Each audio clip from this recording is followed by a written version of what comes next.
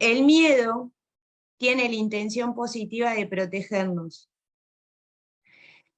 Y en mis años de experiencia he tomado conciencia que cuanto las personas más interesadas están en agradar, más se someten a las demandas externas y más miedos tienen.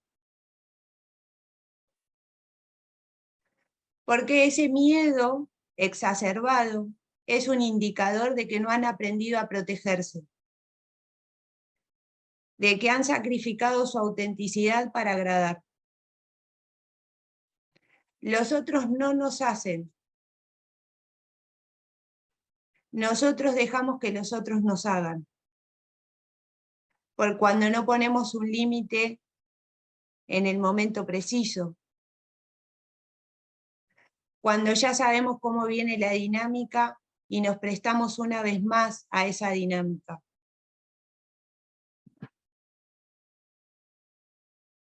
Años de malos matrimonios. Y la culpa fue del otro. ¿Y vos que te quedaste todos esos años no tenés nada de responsabilidad?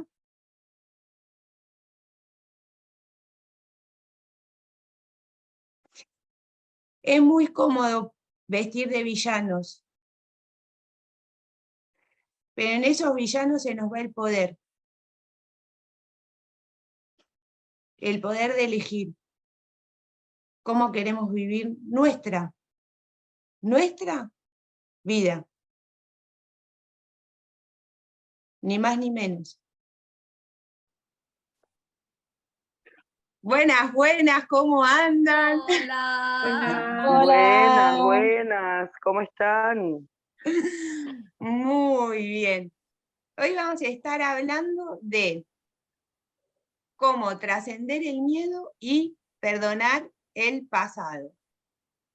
Y para no perdernos en lo que les queremos compartir, vamos a justamente compartir pantalla,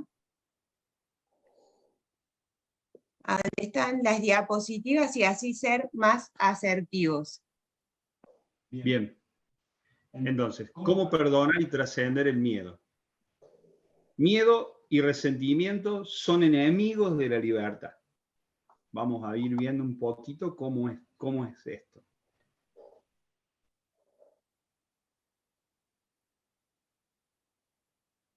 Bien. Perdonar, ¿me escuchan bien? Sí. Sí. Sí. Perdonar es dar gracias por lo aprendido. Cuando hablamos de disculpas, implícitamente es como que le estamos quitando la culpa, una culpa que previamente le adjudicamos al otro o a nosotros mismos. Cuando hablamos de perdón, no solo cambia desde la raíz etimológica, sino que también desde las terapias holísticas se entiende que todo lo que nos sucede para algo, y que los otros o las circunstancias siempre encierran una oportunidad de aprendizaje. Entonces, el perdón se vuelve fácil cuando podemos recuperar ese aprendizaje y dar gracias por esa posibilidad que nos permite ampliarnos, expandirnos, explorarnos desde otras facetas que antes teníamos adormecidas. Y entrenar otros recursos. Quien tenga una verdad que defender, tiene una razón por la cual luchar. Todos en algún momento de nuestra vida hemos tenido alguna razón, que es nuestra razón o nuestra verdad, y por la cual hemos luchado. En algún momento nos hemos dado cuenta que esa no es la única verdad, sino que es nuestra verdad. Bien. Bueno, esto que decía Marce, el guerrero. Hay tantas verdades como personas en el mundo. Nuestra percepción está condicionada por filtros socioculturales, biológicos, del lenguaje, personales, nuestras creencias, lo que nos decimos, lo que nos dicen. Creer que nuestra verdad es única, es la única verdad que existe, es lo mismo que creer que hay algo por lo que vale la pena luchar y sufrir defendiendo. Es como tomar una postura de sacrificarnos por defender esa verdad que creemos que es la única. Las expectativas son esos resultados esperados que no admiten otra verdad ni otra variable. ¿Sí? Es esto que yo creo y es así. Sin embargo, la vida no se trata de demostrar que tenemos razón, sino de ser felices.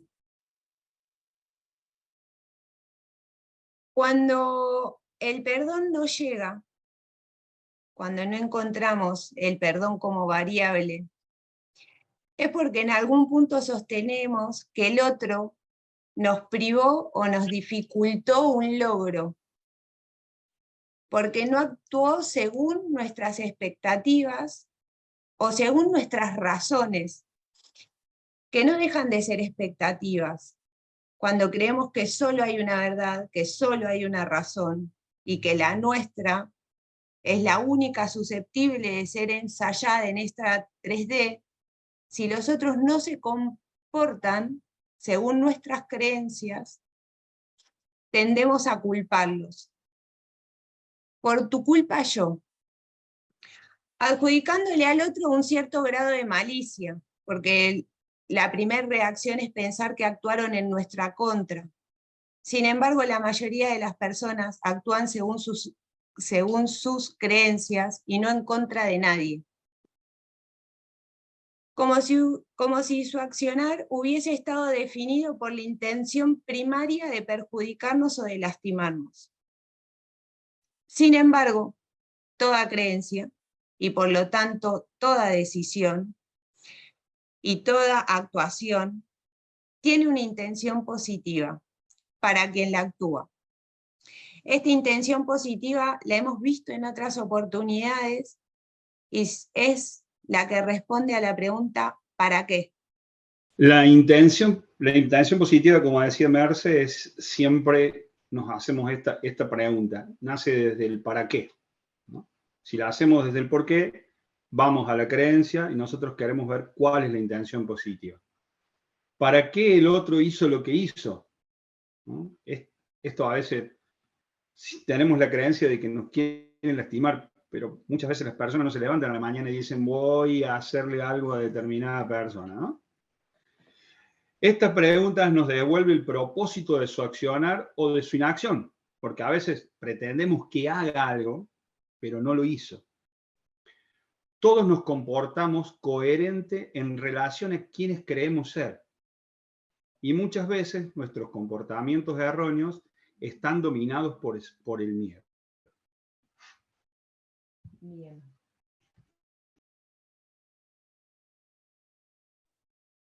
Bien, bueno, un ejemplo acá para graficar esto que decían Marce y Merce.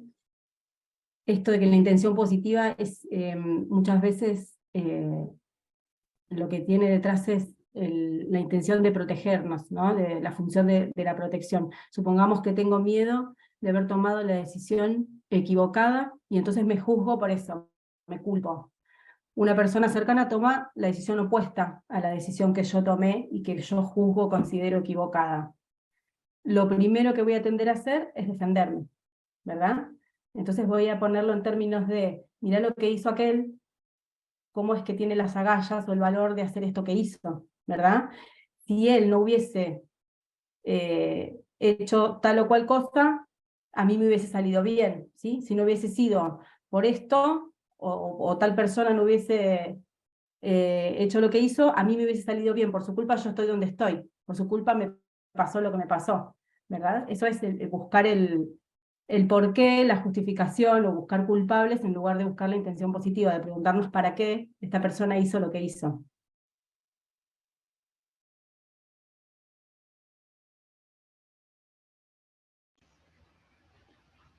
Muy bien. El miedo le roba al perdón su poder de dar gracias por lo aprendido. Cuando repartimos culpas, nos impedimos de conectar con el aprendizaje. A partir de este error, ¿qué puedo aprender? Pero ¿para qué caemos en la culpa?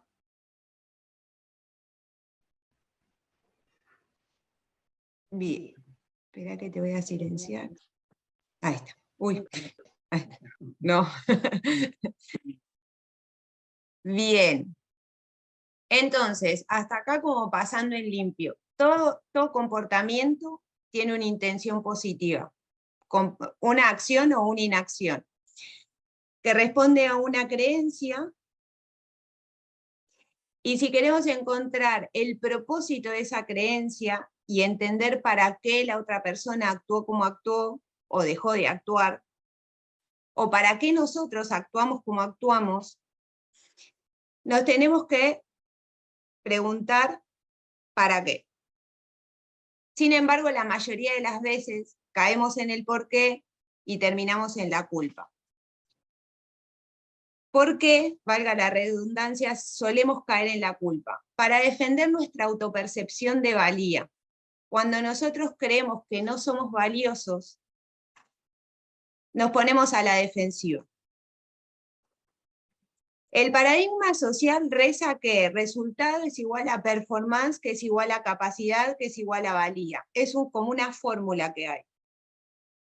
Entonces, cuando mis resultados no son del todo acertados,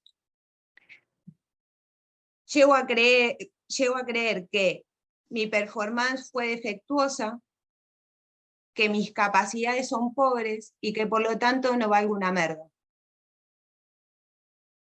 Hacemos del error algo personal, cuando en realidad probablemente lo que erramos fue el comportamiento o el contexto.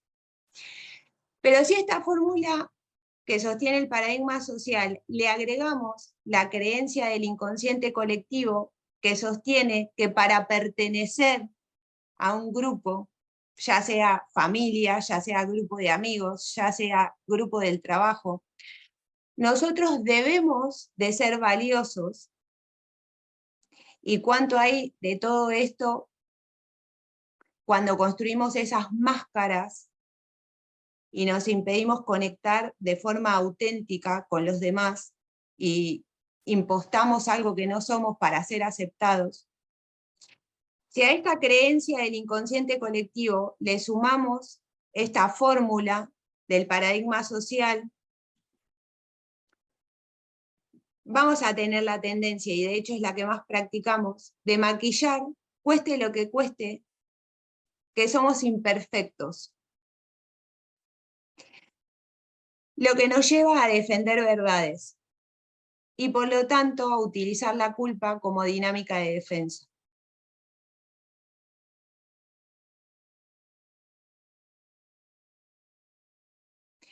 Bien, en la diapo anterior les decía que hacemos del error algo personal. El error habla de la capacidad poco entrenada o poco explorada o del contexto. Puedo tener que entrenar más mi habilidad para cocinar tortas. Es un ejemplo real, en primera persona. Es algo que tengo que entrenar, literal. Porque cuando cocino tortas me salen un espanto. Y entonces, si mi propósito está en cocinar mejores tortas, probablemente tenga que aprender nuevos recursos y practicar más. Pero eso no me hace imperfecta. Eso es una invitación a un aprendizaje. A veces el error está en que plantamos un comportamiento en un contexto equivocado. Yo recuerdo que me invitó una amiga de la facultad a su cumpleaños y hacía un montón que no la veía. Y con su grupo de amigas ya había compartido otros festejos en el periodo de la facultad. Y esta amiga mía se acababa de separar. Y cuando sus amigas me preguntan a qué me dedico, le digo que a las terapias holísticas, y les cuento esto un poco de la ley del espejo, de que atraemos en relación a quienes estamos siendo, y que todos los vínculos encierran un aprendizaje. Y mi amiga, que cumplía años, una cara, no había leído cero lectura de contexto. Mi comportamiento no era erróneo, pero el contexto no era el adecuado. Y eso no me hace imperfecta, me hace humana. Pero si yo hubiese caído en la culpa y me hubiese recriminado el error, me hubiese puesto también a la defensiva y podría haber hecho juicios de valor. Como, bueno, ahora porque ella le tocó divorciarse, no podemos hablar nada de terapias holísticas o de la ley del espejo porque está susceptible y al final, bueno, ¿para qué festeje el cumpleaños? ¿Para qué me invita? Podría haber hecho un rosario. Sin embargo, si yo hago ese rosario, me pierdo el aprendizaje. ¿Cuál es el aprendizaje? La próxima vez puedo estar más atenta al contexto en el que estoy sumergida al momento de compartir a qué me dedico. No puedo ir a buscar la aprobación de mi mamá, que es católica, acérrima, y que cree en Dios cuando yo le hablo de las terapias holísticas, de la conciencia de unidad del universo y de que manifestamos y que los pecadores no existen. No puedo ir a buscar la aprobación ahí. Y eso no me hace imperfecta. Yo tengo la oportunidad de aprender a leer contextos. Y si no leo ese contexto, domingo tras domingo, cuando yo me junte a tomar mate con mi mamá, voy a terminar enojada. Y voy a terminar haciendo juicios de valor. Es una cerrada, no entiende nada, se casó con la Biblia y entonces ahora no, el mundo sigue girando y ella no se enteró, se quedó en la época que fue pupila. Puedo hacer eso y ponerme a la defensiva, o puedo aprender. Por eso perdonar es dar gracias por lo aprendido. Bien. También ahí podemos ver que la intención positiva de cuando ella le contaba a sus amigas que se dedicaba a las terapias holísticas no era para causarle un daño, era su intención de contar lo que estaba haciendo, ¿no? Entonces, por ahí para que nosotros tengamos en cuenta el contexto de la otra persona y desde dónde nos está diciendo lo que nos está diciendo o lo que no está haciendo, ¿no? Claro.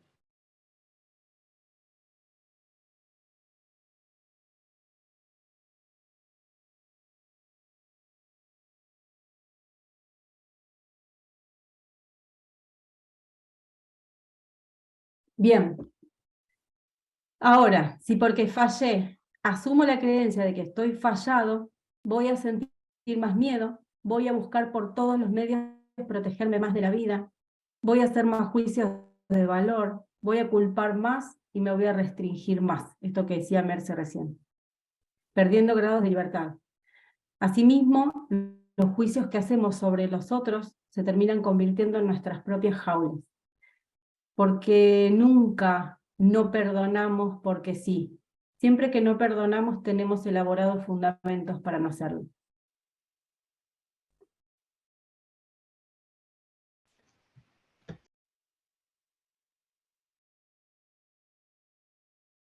Paula,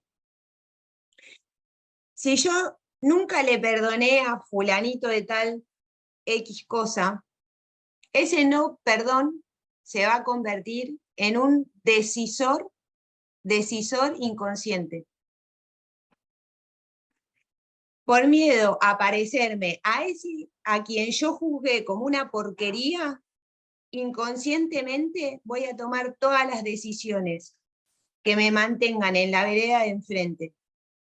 Y como la vida tiene estas triquiñuelas, voy a terminar en la misma vereda que aquel que yo juzgué. Yo no, este es un caso real que atendí hace un año. Viene a sesión una mujer cuyos padres tenían una relación disfuncional y estaban tan atareados con su relación disfuncional, echándose culpas, hablando mal de uno, del otro y discutiendo, que habían perdido de foco a su hija. Y ella nunca les perdonó que no la acompañaran con las tareas del colegio. ¿Qué hace? Tiene un hijo y le hace todas las tareas del colegio. El niño llega a los 11 años y desde el colegio, el gabinete psicológico la llama porque empiezan a sospechar que tiene algún retraso, algún tipo de dificultad para el aprendizaje. Viene a sesión, hablamos un poco de esto, y después de perdonar a sus padres, en el marco de la sesión, entendiendo el para qué, entendiendo la intención positiva, se va con el compromiso de no ayudarlo más a su hijo en las tareas del colegio.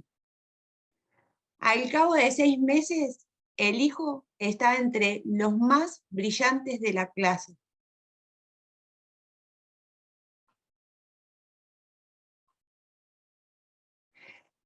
De ahí yo acuñé esta frase: no arregles lo que no está roto porque lo vas a terminar rompiendo. Muchas veces nosotros vamos a querer arreglar algo que no está roto por nuestra propia historia personal, y en vez de arreglarnos nosotros, queremos arreglar a los otros. Y terminamos rompiendo a esos otros, siendo que la invitación es a arreglarnos nosotros mismos.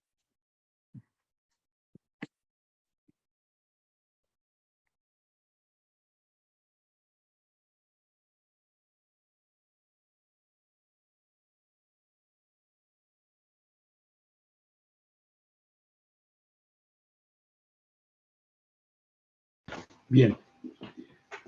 El miedo y el resentimiento al volante. Esos no perdones que no otorgamos marcan todas nuestras decisiones y acciones a título inconsciente, más el miedo a parecernos a aquello que juzgamos como malo. Esta frase que ya la hemos escuchado en alguno de los conversatorios, ¿no? Hasta un reloj parado está en lo cierto dos veces al día. Bien, cuando no perdonamos, nos estancamos un poco en eso que no perdonamos, y sobre todo si no perdonamos a alguien.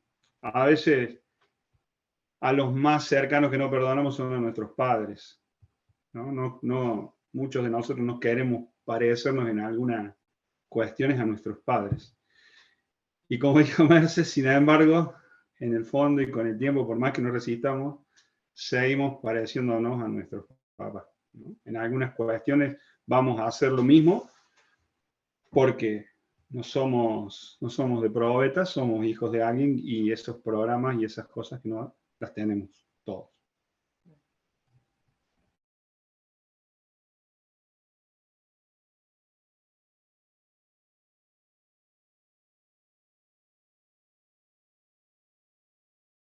Bien, lo que no quiere decir que estemos condenados, quiere decir que estamos llamados a trascender, a ser consciente de lo inconsciente.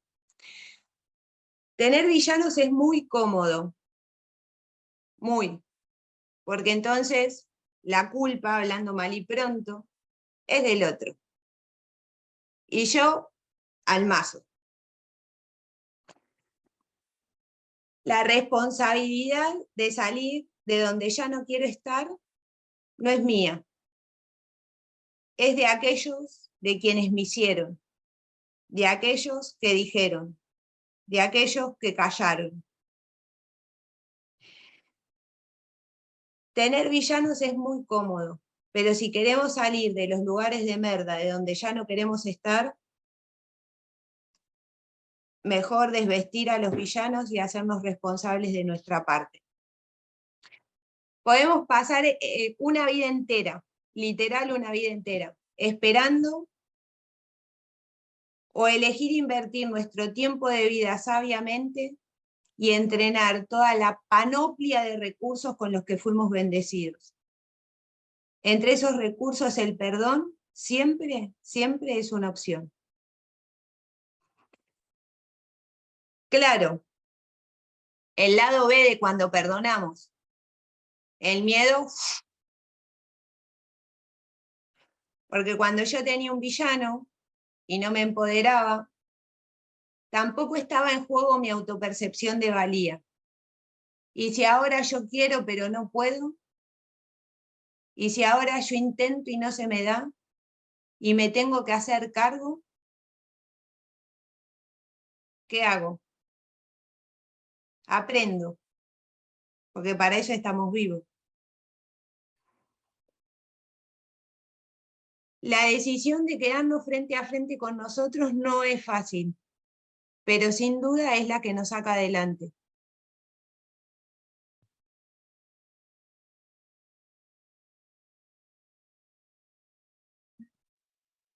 Bien, nadie se ha quedado. Puede que nos lleve más o menos tiempo, más o menos recursos, pero siempre hay opciones. Encontraremos el camino o construiremos el propio. A veces nos sirven recetas ajenas y muchísimas veces tenemos que escribir nuestra propia receta. Poder tomar conciencia de qué nos permitió el perdón en otras ocasiones y qué nos facilitó perder ese miedo. Nos permite encontrar nuestro propio cómo.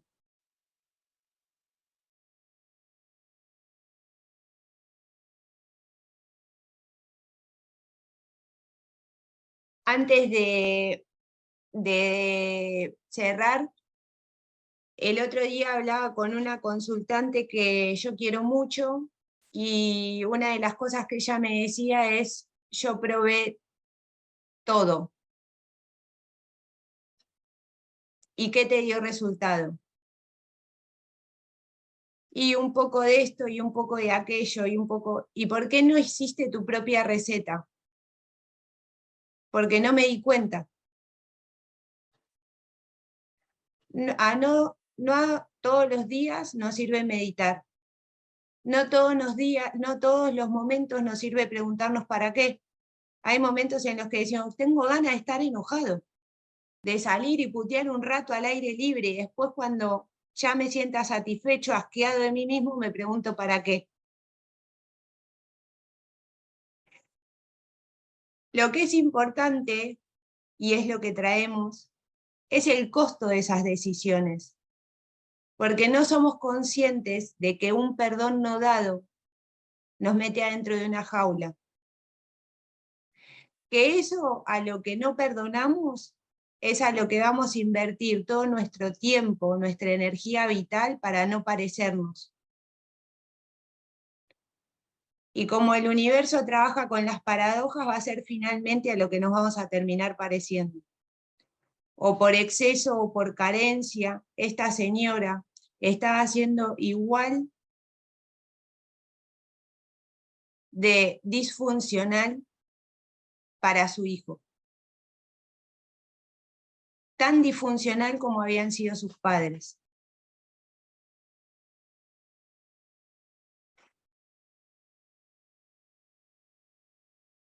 El miedo tiene la intención positiva de protegernos. Y en mis años de experiencia he tomado conciencia que cuanto las personas más interesadas están en agradar, más se someten a las demandas externas y más miedos tienen. Porque ese miedo exacerbado es un indicador de que no han aprendido a protegerse, de que han sacrificado su autenticidad para agradar. Los otros no nos hacen. Nosotros dejamos que los otros nos hagan. Por cuando no ponemos un límite en el momento preciso. Cuando ya sabemos cómo viene la dinámica y nos prestamos una vez más a esa dinámica.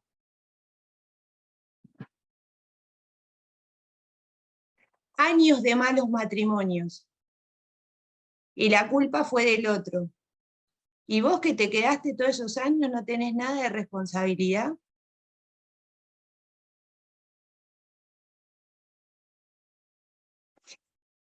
Es muy cómodo vestir de villanos, pero en esos villanos se nos va el poder de elegir cómo queremos vivir nuestra vida. ni más ni menos. Habiendo esperado sumarles algo en esta última reflexión y todo lo que hemos estado viendo, le damos las gracias y los saludamos a todos y cortamos la grabación y después continuamos.